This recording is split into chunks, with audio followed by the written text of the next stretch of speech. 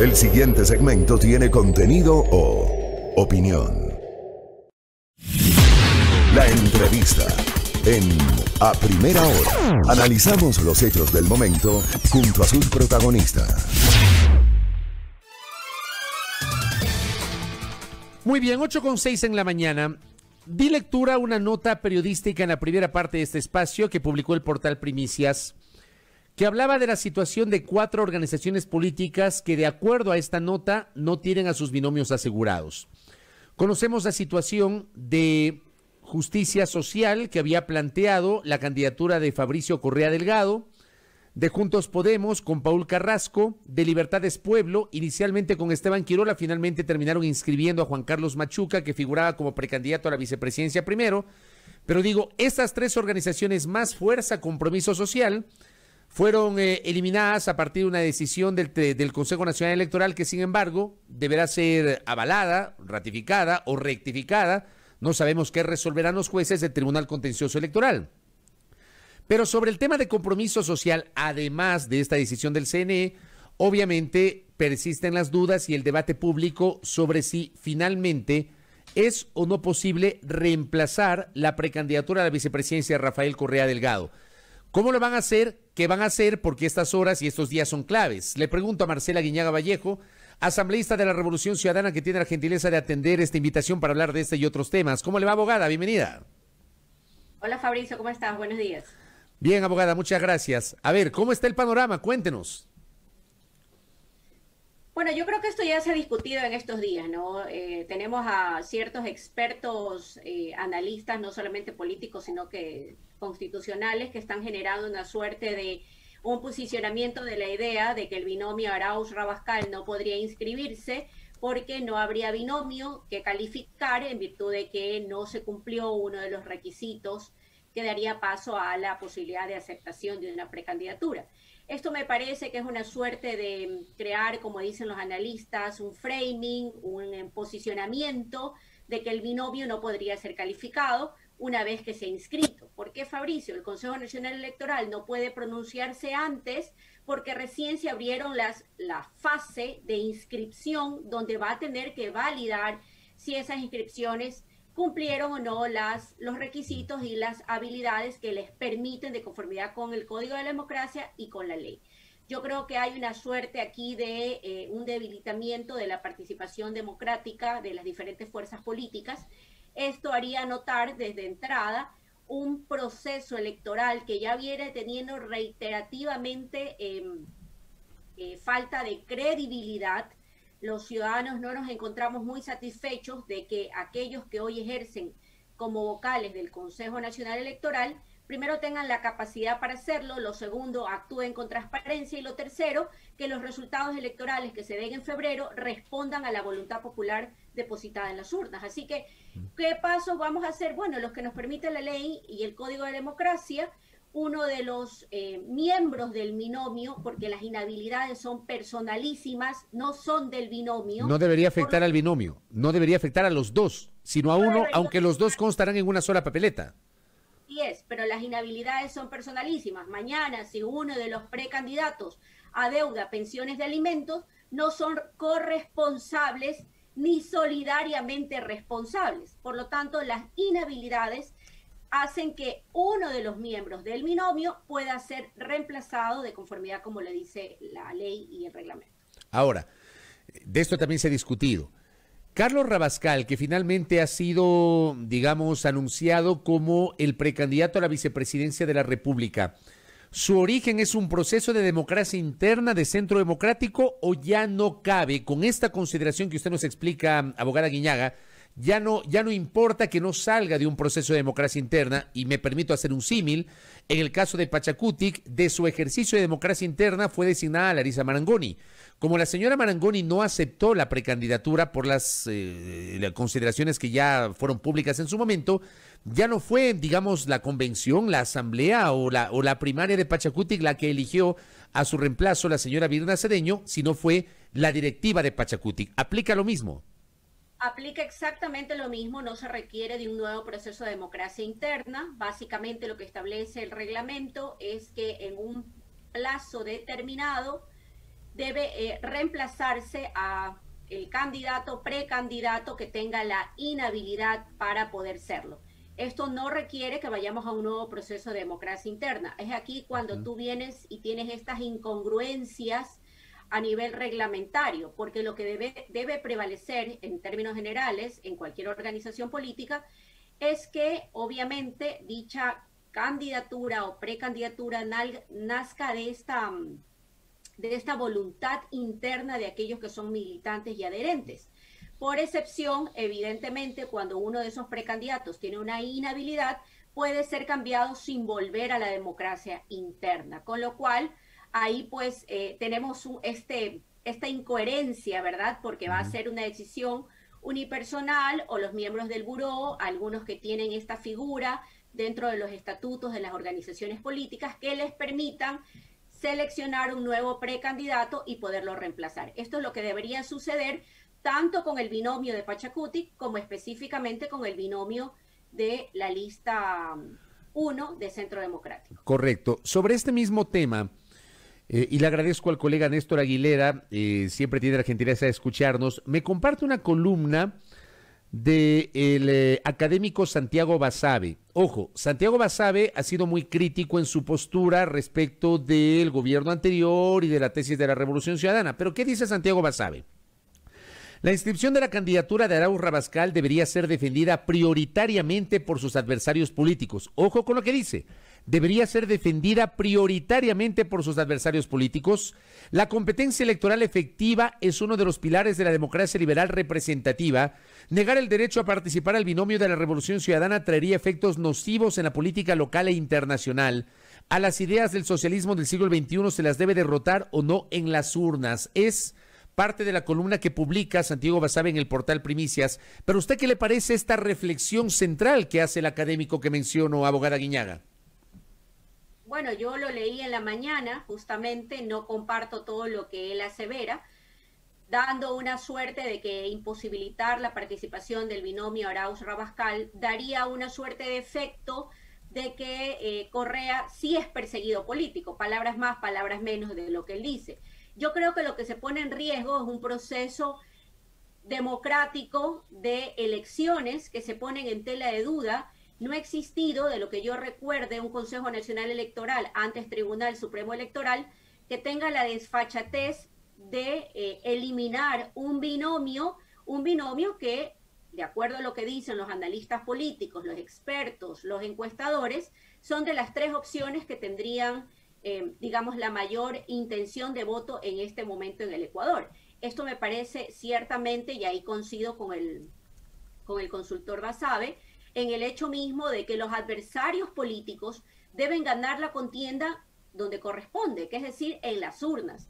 Si hay esta suerte de decir que la Revolución Ciudadana ya no tiene aceptación, no tiene apoyo popular, la gente no cree en ella, bueno, lo legítimo, lo legal y lo ético es que se le permita participar con su binomio y sea el pueblo ecuatoriano el que se exprese en las urnas si apoya o no a esta tendencia política y a sus propuestas de campaña. Correcto. Hablemos de los temas legislativos. Estamos dialogando con Marcela Guiñaga, asambleísta de la Revolución Ciudadana. La asamblea está en los últimos 8 meses de su gestión. ¿Cómo proyecta Marcela Guiñaga estos últimos 8 meses, teniendo en cuenta la campaña electoral que se avecina, teniendo en cuenta que ninguna bancada tiene el número mágico de 70 por sí solo, teniendo en cuenta además la decisión de la semana anterior de reorganizar la Comisión de Fiscalización y Control Político? ¿Cómo proyecta usted estos últimos 8 meses de la actual legislatura, Marcela Guiñaga? Bueno, yo creo que son meses complejos, no solamente porque la Asamblea Nacional viene arrastrando números muy malos de credibilidad históricamente para la función legislativa, con un presidente que no responde a la institucionalidad, un presidente que responde a la agenda que le impone su grupo, su grupillo o su grupete, como quisiéramos llamarlo.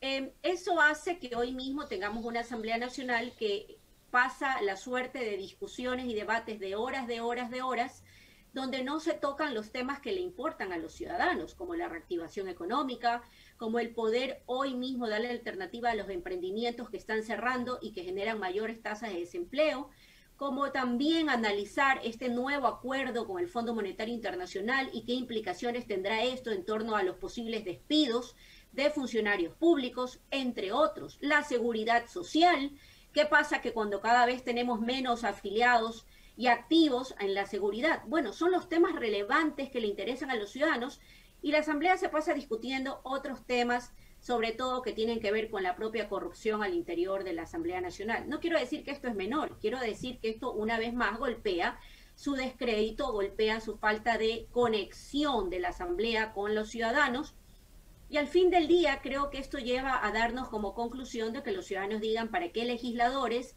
si ganan mucho, hacen poco y de paso son corruptos.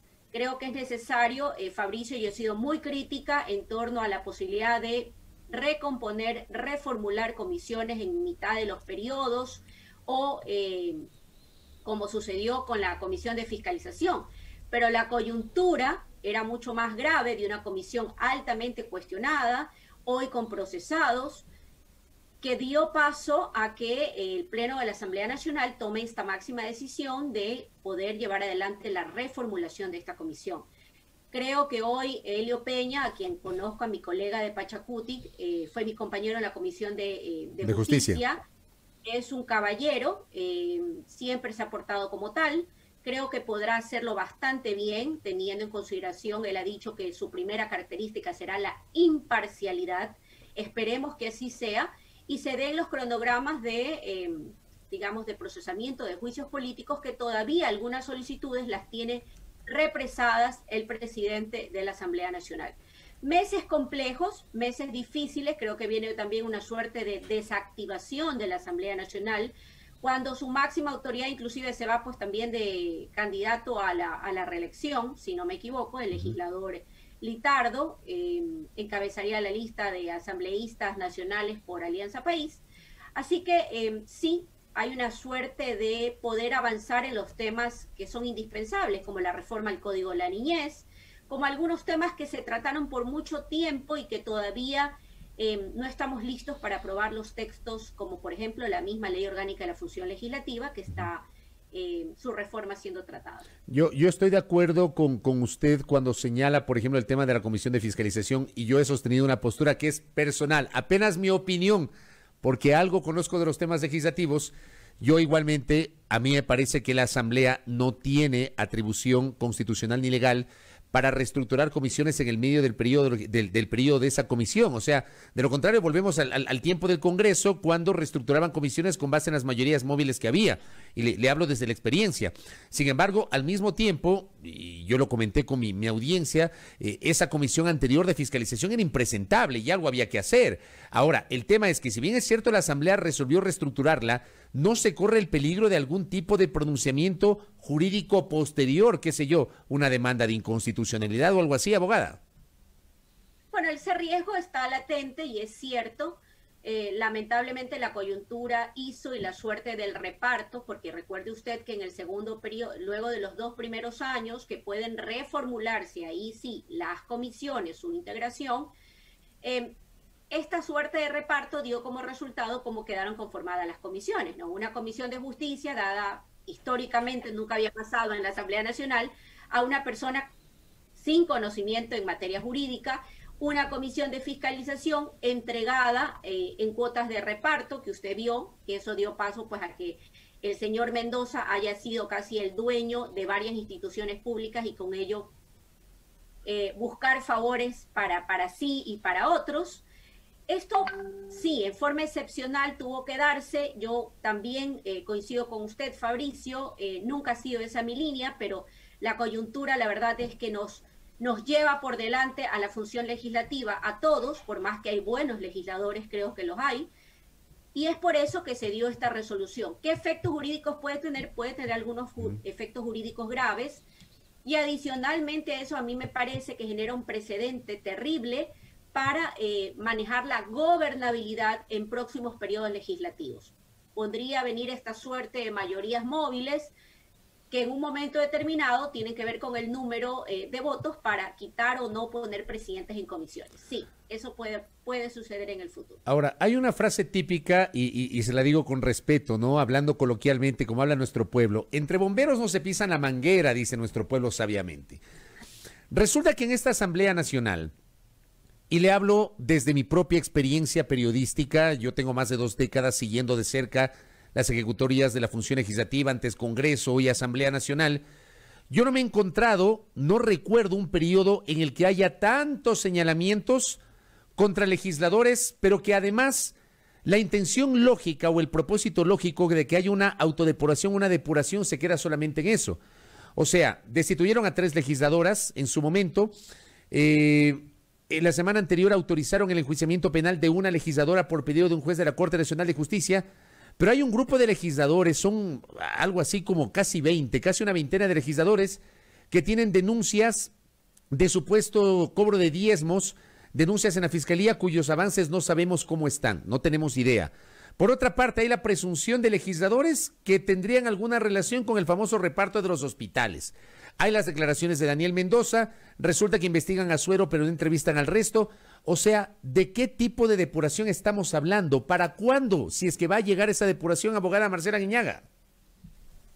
No, no creo que va a llegar, y lamento tener que decirlo de esta manera y muy frontal. Sigo pensando que hay justicia selectiva. Mire usted un montón de denuncias repetidas que traten de pretender meternos a todos los legisladores en el mismo saco. Una cosa es que un legislador esté investigado, digamos mañana, por como cualquier ciudadano que puede estar investigado, pero otra cosa es legisladores que hayan sido suerte del reparto. Yo no sé, Fabricio, si este es el peor periodo donde se han visto estos escándalos. Recordemos que también el Congreso de entonces hablaba de la red Peñaranda y demás. Yo creo que hoy la información está mucho más expuesta. Esa es la diferencia que antes, ¿no? Recordemos que los legisladores en su momento eran los dueños de provincias, también tenían la suerte de poner a todos los funcionarios públicos. Se hablaban de provincias donde habían dueños denominados como caciques, eso recuerdo de Maraví. Así que yo creo que no sé si sea el peor periodo de la historia de la función legislativa. Sí creo que hay mucho cuestionamiento, sí creo que mucho de esto se debe a una presidencia que ha tratado de tener estos temas a cuenta de mantener la credibilidad, y que al fin del día esto ha pasado factura en términos generales a los indicadores de credibilidad de la Asamblea Nacional.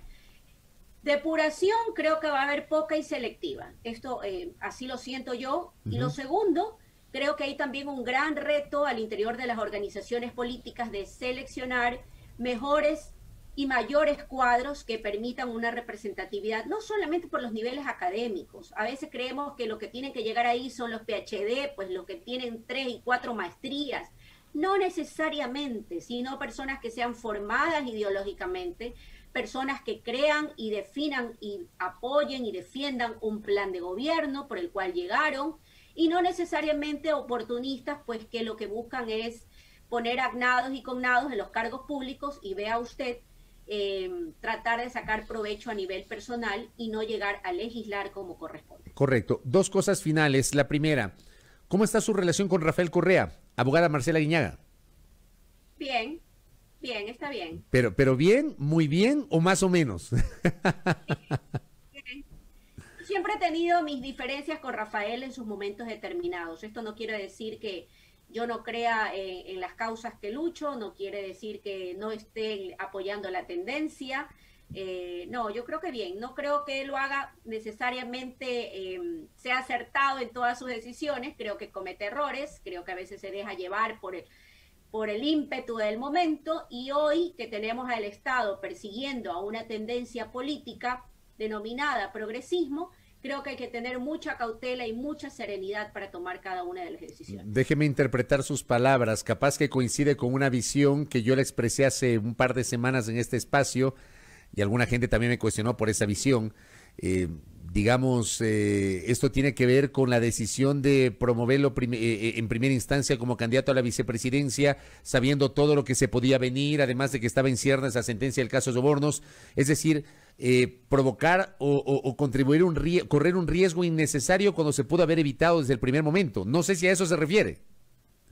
Yo creo que, digamos, creo que atrás de todo esto siempre hay estrategias de índole política que puedan hacer que nuestro candidato primero asegure nuestro voto duro y, por supuesto, ir avanzando en conocimiento y captando este voto que todavía no define y que no tiene idea qué va a hacer en las próximas elecciones, pero que, sin embargo, le está pasando muy mal. Entonces, yo creo que sí, creo que tomar estas decisiones al filo de la navaja, sabiendo que tenemos el Estado en contra, sabiendo que somos sujetos de persecución, sabiendo que tenemos a muchos medios de comunicación tradicionales con un posicionamiento contra lo denominado correísmo, sí, hay que tener mucha cautela, es lo que yo creo, se nos pone en riesgo, no solamente es que se pone en riesgo nuestras candidaturas, refiriéndome a Arauz Rabascal, sino que se pone en riesgo la tendencia, que la tendencia hoy es la que debe ganar en un Ecuador donde hay desempleo, donde la gente la está pasando mal, donde hay crisis sanitaria, donde hoy la gente te dice no hay a dónde recurrir porque no hay quien defienda nuestros derechos. Bueno, sí, creo que es a veces jugar el filo de la navaja y eso pues puede poner en riesgo el interés mayor que es el país. Le voy a hacer una pregunta directa. ¿Usted aspiraba a ser la nominada para la vicepresidencia, abogada Aguiñaga? Mira, a mí nunca me lo propusieron y lo dije en varios medios de comunicación. Sí, me lo dijo a mí hace algunas semanas que conversamos. Hace un par de meses que conversamos usted me dijo eso. Pero usted sabe que en política las cosas de un día a otro cambian, ¿no? Por supuesto, absolutamente. Yo quiero dejar claro aquí que yo no tengo ninguna posición de resentimiento porque no esté en la papeleta. Yo creo que al interior de los legisladores hay grandes exponentes. Yo personalmente creo, y malo que lo diga en primera persona, creo que he crecido políticamente un montón en la adversidad y eso hace que crea que tengo un capital político que he venido construyendo y que merece en su momento también tener espacios de participación, ¿no? Pero más allá de eso, insisto, yo no estoy de candidata a nada, terminaré mi periodo legislativo. Y bueno, dentro de mis planes seguramente estará regresar a la ciudad de Guayaquil a ejercer como abogada y a dedicarme a hacer política, porque la política, Fabricio, no solamente se hace dentro de la papeleta, también se hace en otros espacios. Así que naturalmente soy política, me encanta la política, a pesar de que el camino muchas veces está lleno de espinas, así que seguiré trabajando en las causas que defiendo y en las que creo. Correcto. Abogada, gracias por el tiempo y por la gentileza. Que tenga un buen día. Fabricio, muchas gracias. Muy amable. Marcela Aguiñaga, asambleísta de la Revolución Ciudadana, conversando aquí en A Primera Hora. Interesante diálogo para el debate público sobre su postura en torno a la situación política, a la situación preelectoral, su visión respecto de la inscripción del binomio de la Revolución Ciudadana, su propia situación personal, y ha dicho en ningún momento le formalizaron ningún tipo de propuesta para que ella sea quien sea ungida como precandidata a la vicepresidencia de la República.